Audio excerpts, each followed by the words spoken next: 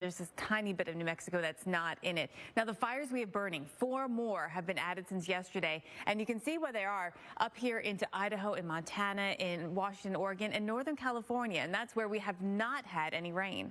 And of course, there's not a whole lot of rain in the forecast. We're worrying about the dry thunderstorms when we do finally get the rain. Now, the Dixie fire, the cause still unknown, but it started July 13th, and you can see how many acres have already burned here, more than 300,000. That is a huge fire, and it's only 35% contained. It's now our 6th largest actually in California history, so you can see where it ranks on the list compared to some other notorious ones. The August complex here, hard to beat that, but in terms of acreage burned. But you take a look, and I remember talking about the LNU lightning complex fire just last year, the Creek fire last year as well. What's notable is how all of these have just happened in the last 3 to 4 years. Look at the years on this. Very, very recent. Most of them outside of the 2018 fire have happened within the last 2 years. So really, really troubling times there. And then the problem also is that we're not seeing this improve a whole lot. We're seeing the drought, and then we've got the red flag conditions continuing. So you already have the fires burning, and then you're exacerbating that with the fact that the conditions are continuing. The wind's a big factor. So we have the system coming in, which, by the way, brought rain to Seattle.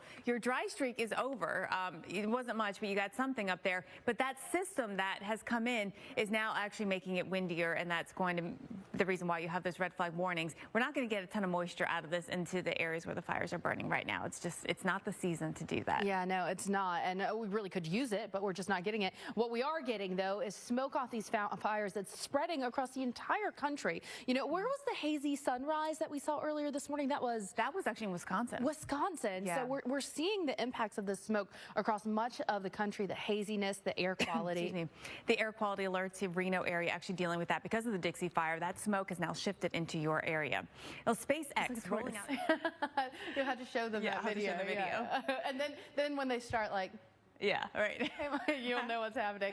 Well, time to talk tropics. Yeah, and I was going to say, the tropics may seem like they've been really still, but that's not actually the case. No, so after we got done with Elsa, July the 10th, we haven't had any other development. And interestingly, you have to go back to 2008 or 9, I forget which it is, to have gone through a length of time this long without development. Interesting, because I thought this is typical to not have development during this time. That was what was unusual. Yeah, exactly. But you know, it may seem, because I feel like last year was so busy. 2019 also, I think, felt like a busy season. But typically we would not see the C name storm, which was Claudette this year, until August 13th. So we're actually still ahead of schedule. Yeah, but we had it in June, so we're well ahead of schedule when it comes to number of storms, names on the list. We're already at the F storm. Fred is the next name up. So is there any storm that has a potential? Well, as we get into August, not surprising, we're going to have prospects on the map here. This is just the time of year that it is, and it is not unusual at all to see a couple of circles on here with areas to watch. And with those circles on here, I just want to throw this out here. You saw that with all the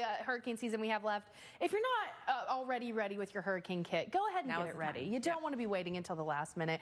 2 areas that we're watching in the Atlantic Basin. It's been very busy in the Pacific Basin. Yes, for sure. Luckily, none of those affecting land or threatening land. We go over here into the Atlantic. So this is our latest tropical wave. You can see that. Yeah, this one looks interesting. It's pretty broad right now. Pretty broad circulation, but you can definitely see what they're picking up on. You can see why they're highlighting this. And this one has the higher chance of development. I know, and I'm looking at this, and I know the other area that we're watching is right over here.